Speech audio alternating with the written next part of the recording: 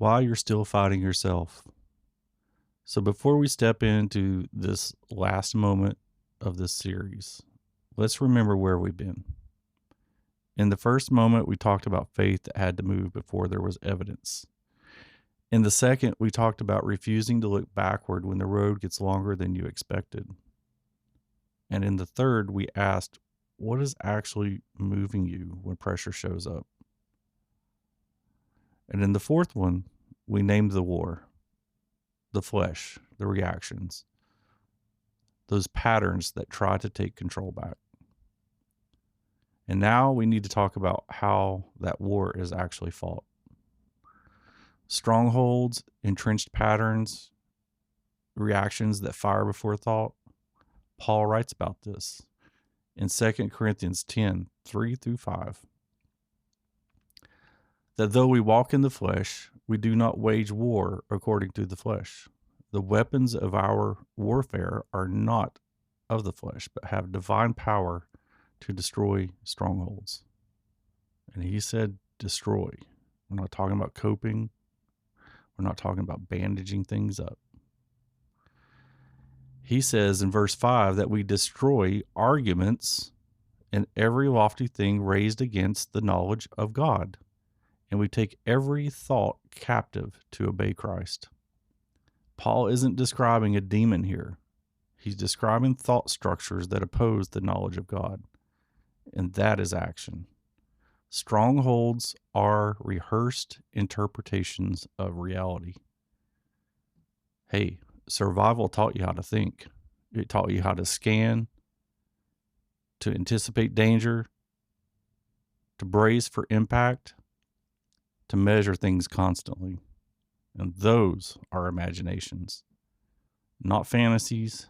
They're lenses. And when pressure shows up, those lenses rise automatically.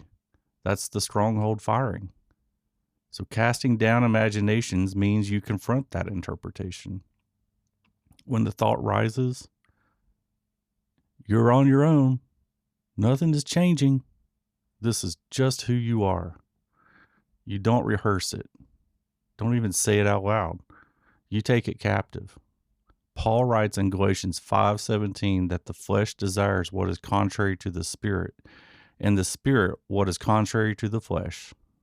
They are opposed to each other.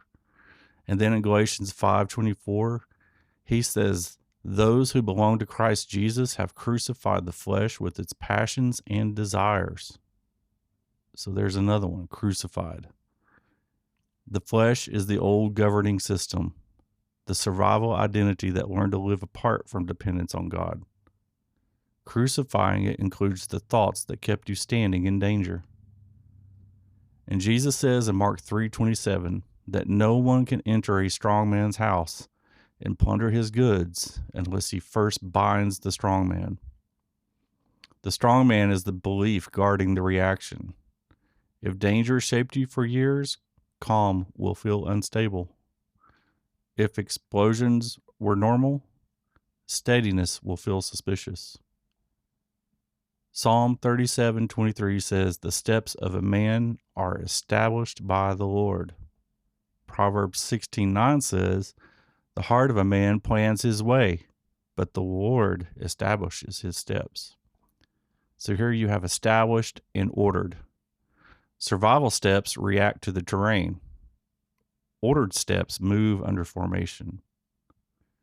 So for years, I walked inside danger, managing the explosions in my life, containing any fallout, absorbing the pressure, protecting what I could. And that posture became normal. When my life exploded in 2018, I surrendered. Leadership changed, but my body did not instantly change.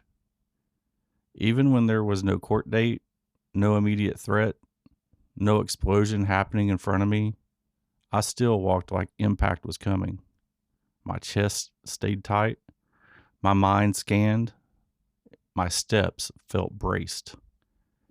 And when I tried to imagine 5 years from now, steady, stable at peace, I couldn't see it. Not because I doubted God, because I had never rehearsed that version of myself. My internal reference points were danger and containment. But God was ordering my steps now. I was still walking like survival was in charge. That's the war.